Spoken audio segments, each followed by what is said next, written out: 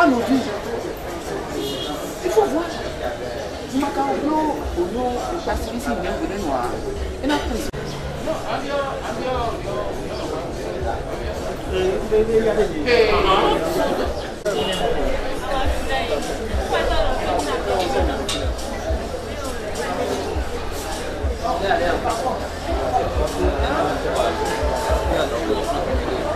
Ingénieux, moins il y a d'activisme. Ça, c'est à l'instar de la belle essai, un béninois a inventé une arme de destruction massive. Ça a été vécu, bien avant que ça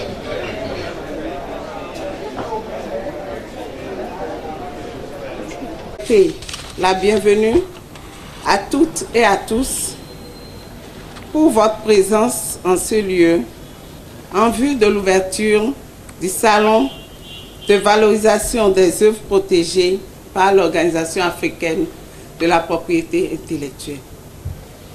Votre présence remarquable témoigne de l'importance que vous portez à la propriété intellectuelle dans notre pays.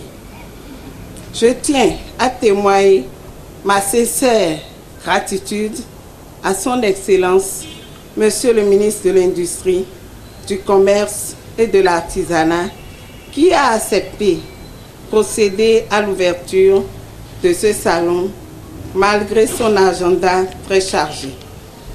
Je vous remercie, Monsieur le ministre.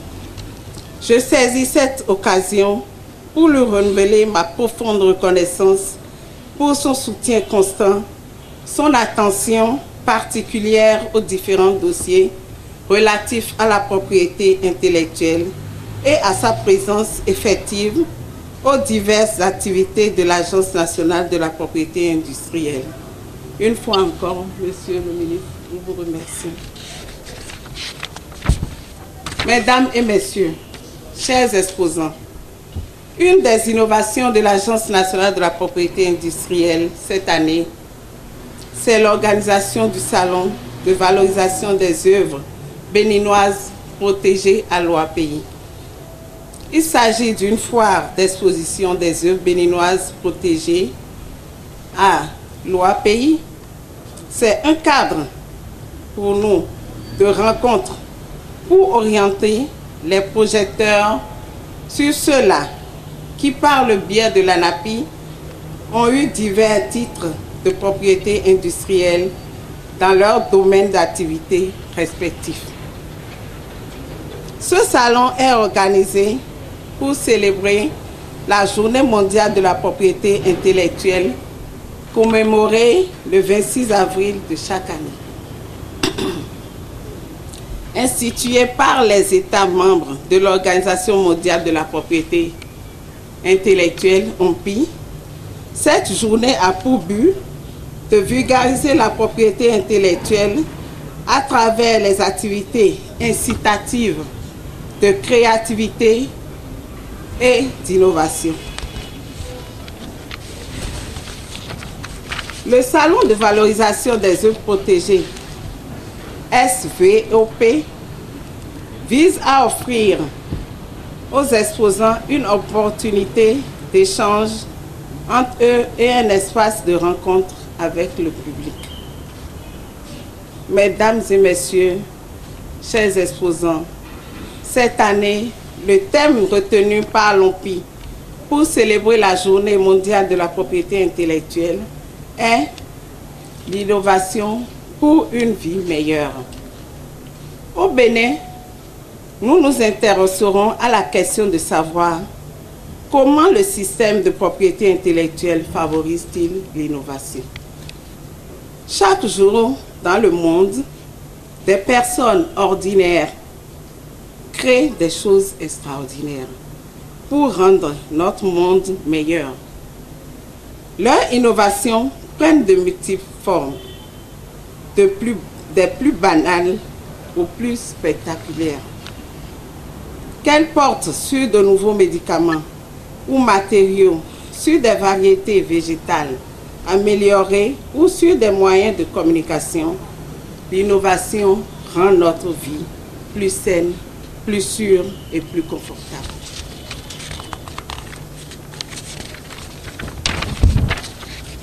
salon a aussi pour vocation de nouer des liens entre les promoteurs privés ou publics, les inventeurs, les opérateurs économiques et chefs d'entreprise en vue d'une meilleure exploitation des titres.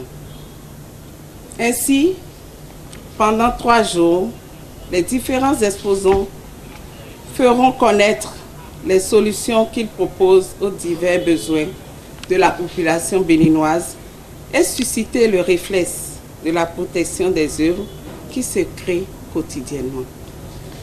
Les œuvres protégées au Bénin sont valables dans les 17 États membres de l'OAPI. Cette protection confère le droit exclusif d'exploitation, de commercialisation et surtout le droit d'ester en justice en cas de contrefaçon. Pour cerner les contours de la propriété intellectuelle, des conférences-débats seront animées au cours du salon par des experts du domaine qui édifieront davantage les participants. Je voudrais féliciter ici les créateurs et inventeurs qui ont répondu présents à notre appel. Sans eux, ce salon n'aurait pas eu sa raison d'être. Je salue aussi la présence parmi nous des opérateurs économiques et chefs d'entreprise. Ils sont les partenaires privilégiés de ce salon qui offrent l'occasion de découvrir les créations susceptibles de satisfaire leurs besoins. Mesdames et messieurs, chers participants, je reste confiante du bon déroulement de ce salon et exhorte la population à effectuer les déplacements pour découvrir les créateurs qui valorisent le Bénin au-delà de nos frontières. J'espère également qu'au terme de ce salon, beaucoup d'autres inventeurs, innovateurs et chercheurs protégeront leurs créations. Sur cette note d'espoir, je souhaite plein succès aux activités du Salon de valorisation des œuvres béninoises protégées à l'OAPI. Aux uns et aux autres, je voudrais témoigner ma gratitude et dire bonne fête. Vive la journée mondiale. Chers amis inventeurs, je voudrais vous saluer et souhaiter que chaque année, tout au moins une fois, que nous puissions nous retrouver pour célébrer le génie, pour célébrer la capacité de créer. Et il y a beaucoup de créateurs, il y a beaucoup de génies dans notre pays. Et comme nous sommes dans un pays justement où nous ne savons pas toujours nous valoriser nous-mêmes,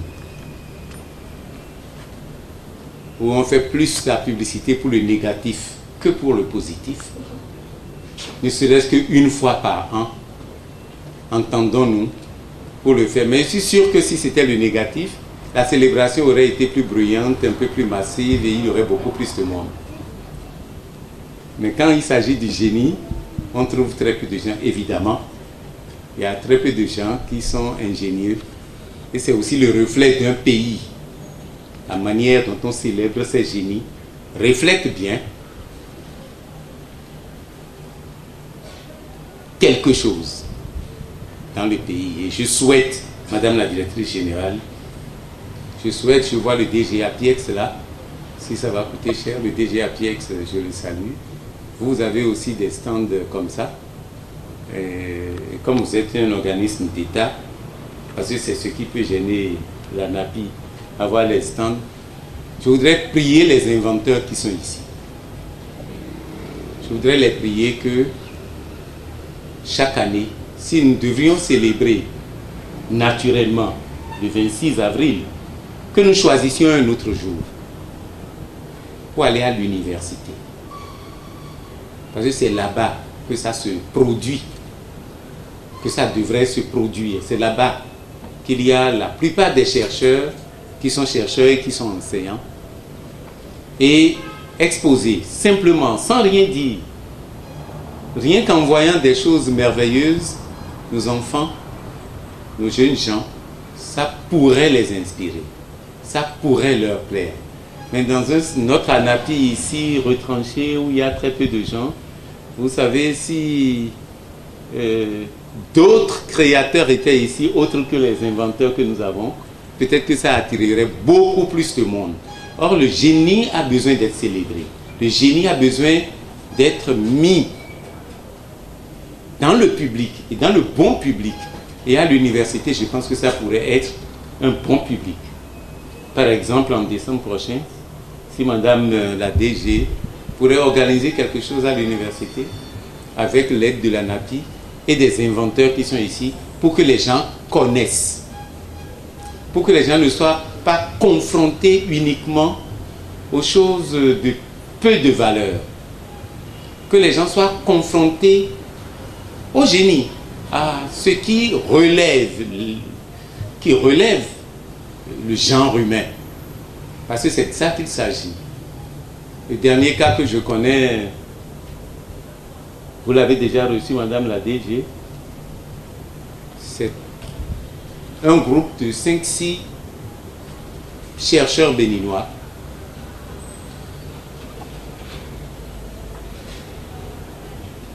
qui vont révolutionner le monde au plan de l'énergie. Vous verrez. J'étais très ému quand je les ai rencontrés. Et vous savez, ceux qui ont du génie sont insignifiants. Vous ne les verrez jamais avec de grands boubous et de grands chapeaux. Vous ne les verrez jamais avec des vestes et autres. C'est très rare de trouver les gens de génie en train de s'affubler de l'inutile. Mais ça existe au Bénin. Il y en a dans notre pays. Et il faudrait qu'en les valorisant, nous puissions peut-être susciter des vocations, nous puissions peut-être amener des gens plus jeunes à rêver d'autre chose, à rêver de ce qui est possible, à rêver de rendre service à l'humanité. Regardez l'extracteur de jus d'ananas qui est devant vous. Certainement les caméramans l'ont caché. Je suis presque sûr que cet extracteur permet d'essayer de tirer de l'ananas les jus que nous avons là exposés, de permettre aux femmes de préserver leur force, de préserver leurs muscles et de nous permettre d'avoir suffisamment de jus dans notre pays qu'on pourrait boire en remplacement des produits chimiques dont le marché est envahi. Et je parlais tout à l'heure d'une invention qui va révolutionner le monde. Je laisse les inventeurs protéger leur invention d'abord, avant qu'on ne se mette à faire de la publicité pour cela. Mais vous verrez, ce pays a du génie. Et je voudrais saluer tous les gens du génie qui quotidiennement réfléchissent, qui inventent pour réduire la pénibilité du travail de l'artisan, pour réduire la pénibilité du travail du paysan, pour réduire la pénibilité du travail à la cuisine, pour réduire la pénibilité du travail ici et ailleurs. Je voudrais que, ensemble, nous puissions faire en sorte que dans notre pays, ces génies soient célébrés de telle manière que, quand nous allons demander aux petits-enfants qu'est-ce que vous voulez devenir dans votre vie, qu'ils ne nous disent plus douaniers ou politiciens, et qu'ils nous disent inventeurs. Et si nous pouvons faire ça, ça nous profitera individuellement à nos familles, mais aussi à notre pays. Car, ne l'oubliez pas, l'humanité avance avec les millions d'humains, et c'est quelques gens qui nous permettent de progresser. C'est très bien de monter dans nos véhicules et d'avancer. Ça a dû être inventé. C'est très bien aujourd'hui de voir Madame la Directrice Générale dans cette tenue. Ça a dû être inventé. Il y a 10 ans, on n'avait pas de tenues comme ça dans notre pays. N'est-ce pas, chère dame? Donc, il y a des gens qui inventent dans tous les domaines et c'est ça qui fait progresser l'humanité. Les hommes avancent, mais l'invention fait progresser. Et nous allons progresser sans fin et nous ne pouvons que nous en réjouir et souhaiter que les inventeurs dans notre pays soient plus nombreux, mieux reconnus, mieux valorisés. Et vous savez que le gouvernement a décidé de mettre en place un mécanisme qui nous permettrait de valoriser l'innovation, de valoriser l'invention. Nous avons un projet de créer un centre d'innovation qui permettrait aux plus jeunes d'avoir l'environnement qu'il faut, d'avoir l'éducation qu'il faut, d'avoir l'encadrement qu'il faut pour féconder leur génie. Et ça, chers amis, c'est une initiative que nous devrions tous accompagner. Mais pour accompagner cela, il faut ceux qui ont commencé. Ceux qui ont commencé, c'est ceux qui exposent ici. Et ceux qui exposent ici, je voudrais les remercier nommément. Enfin, individuellement, pas nommément. Je voudrais les remercier individuellement. Et je souhaite que la DG, pour l'année prochaine, dans un an, je veux dire, au-delà de l'exposition qu'il faut faire à l'université, que la DG travaille à ce que dans la foire de l'indépendance, dans les différentes foires que nous organisons, dans les différentes foires où il est question de commerce, même si ce n'est pas à vendre, que le savoir ait aussi ses stands, que le génie ait aussi ses stands, et que les gens passent et qu'ils voient, et qu'on désenclave le génie. C'est sur ces mots que, en remerciant les uns et les autres pour leur présence, et en remerciant la Direction Générale de l'OAPI à Yaoundé, et en vous remerciant, Madame la Directrice et vos collaborateurs, que je déclare la journée.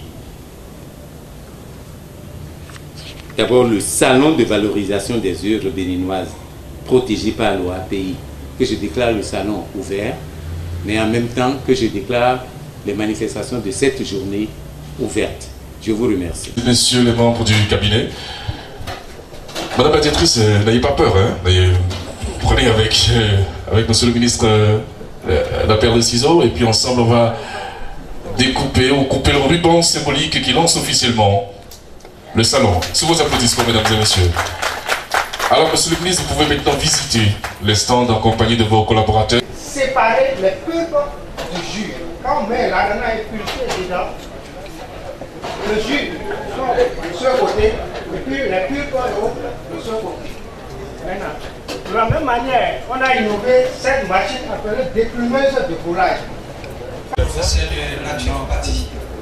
Et depuis 2003, nous sommes aventuriers à aller à la quête du potentiel de certaines plantes médicinales, aromatiques et oléagineuses de l'Afrique. Cela fait état.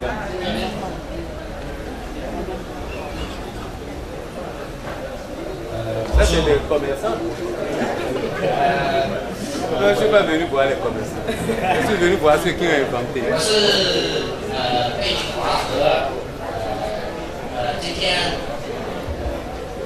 Félicitations. Félicitations. Félicitations. Tiens.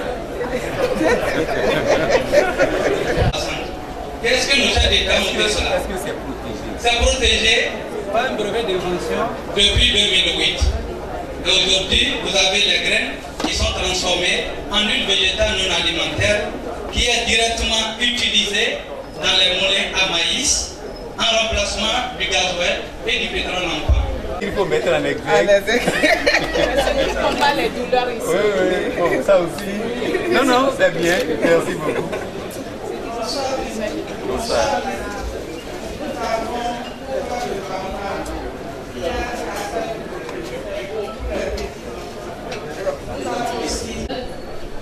Nous avons constaté que la majeure partie de toutes les maladies dont nous souffrons et pour lesquelles nous sommes évacués, on prend tout ça dans la discussion, c'est dû au manque de moyens.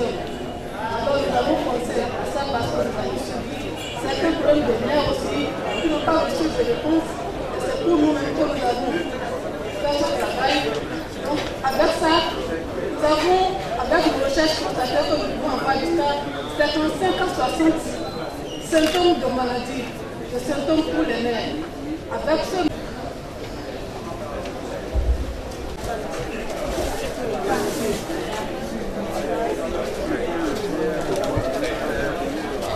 Mon cher frère,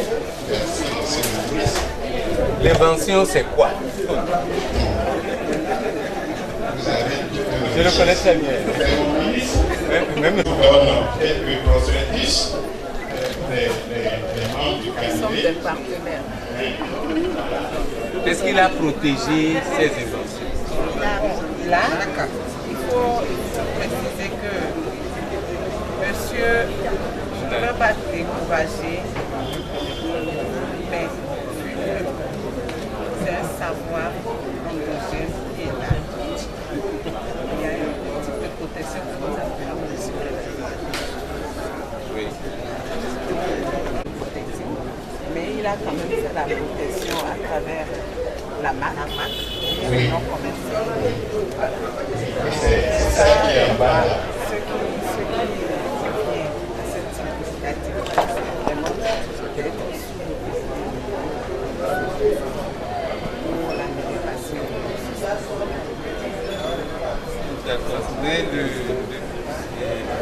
Le savoir occidental a très peu de capacité à améliorer le savoir.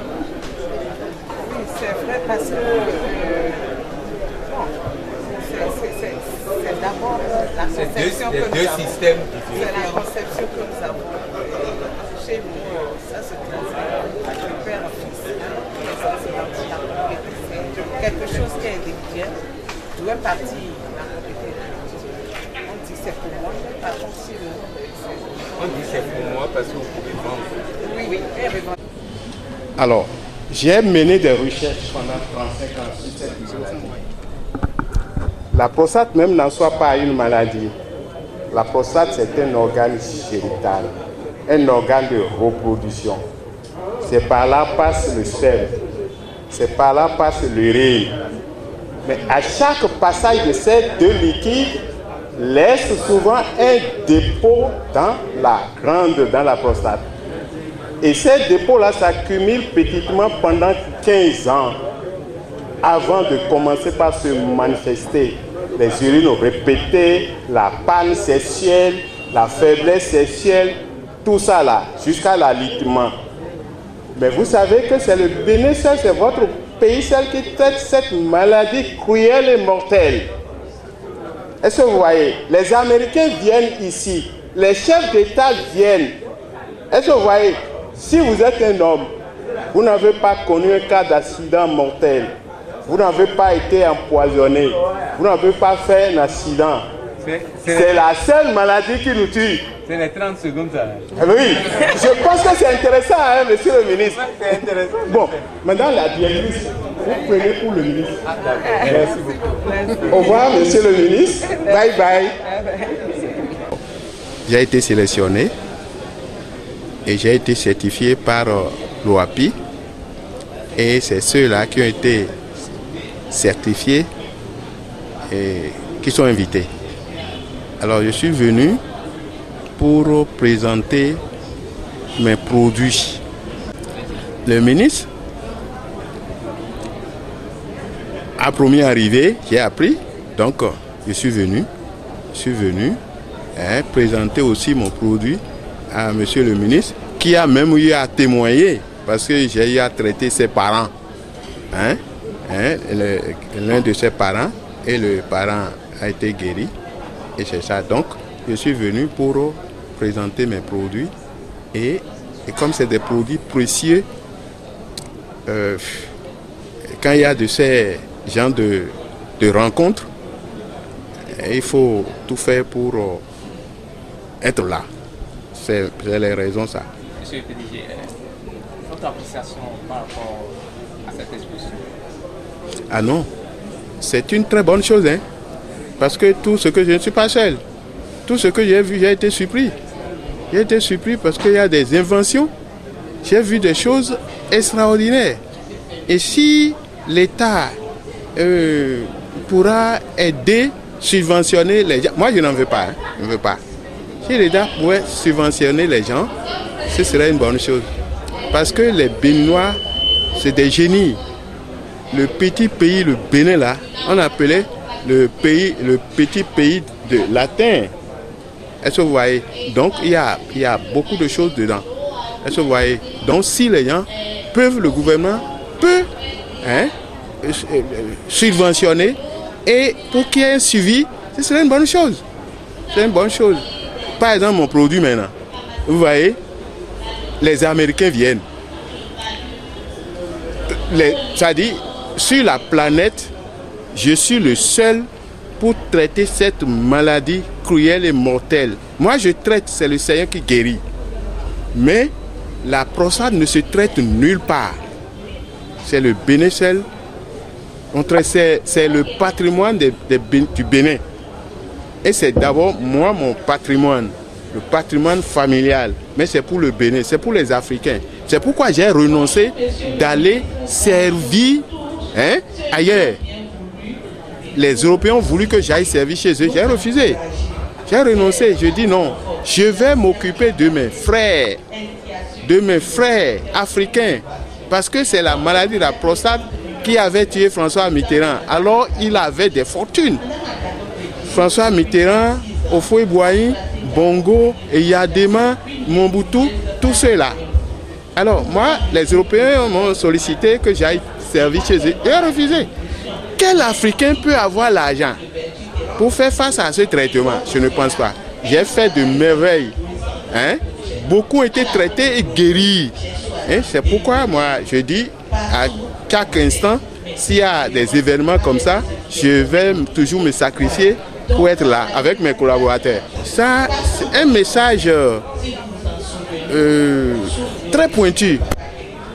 Pointu parce que il y a des vendeurs d'illusions. J'invite tout le monde, tous ces chercheurs, tous ceux disant chercheurs, tout ça là. Il y en a, ils sont des gens qui sont honnêtes, très bien, très efficaces. Mais parmi eux, il y a d'autres qui font à peu près. Et c'est des gens qui s'amusent avec la vie d'autrui. Si vous ne savez pas faire quelque chose, dis-le. Mais ils prennent l'argent et ils regardent les patients, les malades, jusqu'à la mort. Ce n'est pas bien. Donc, il faut que nous ayons la crainte de Dieu. Je dis bien la crainte de Dieu. Et respecter la santé de l'autre. C'est ça. C'est mon message. C'est mon message. Si quelqu'un veut se lancer dans ce domaine, il n'a qu'à faire ça avec beaucoup d'éthique. Sinon, un homme debout représente tout. Mais il est malade, il vient vers vous et vous n'avez pas les produits adéquats pour le traiter. Mais vous prenez l'argent, beaucoup d'argent. Les gens vendent des véhicules, ils vendent des maisons. Et ils prennent pour être riches, ils deviennent riches et laissent maintenant le malade aller au-delà. Donc ils n'ont qu'à faire beaucoup attention. Parce que vanité des vanités, tout est vanité. Et tout se paye ici-bas. Et ça, moi j'ai mené des recherches pendant 35 ans, ce n'est pas amusant. Et je fais ce traitement, j'ai commencé le truc. Pratique, ça fait déjà plus de 30 ans. Alors moi-même, je suis de 1939, je dois avoir 78 ans. Alors, où est le problème? Je fais ça bien, le ministre vient de témoigner. Et c'est ça. Donc, si quelqu'un veut faire quelque chose, il n'a qu'à le faire, et il n'a qu'à faire ça correctement et avec la crainte de Dieu. J'en ai fini.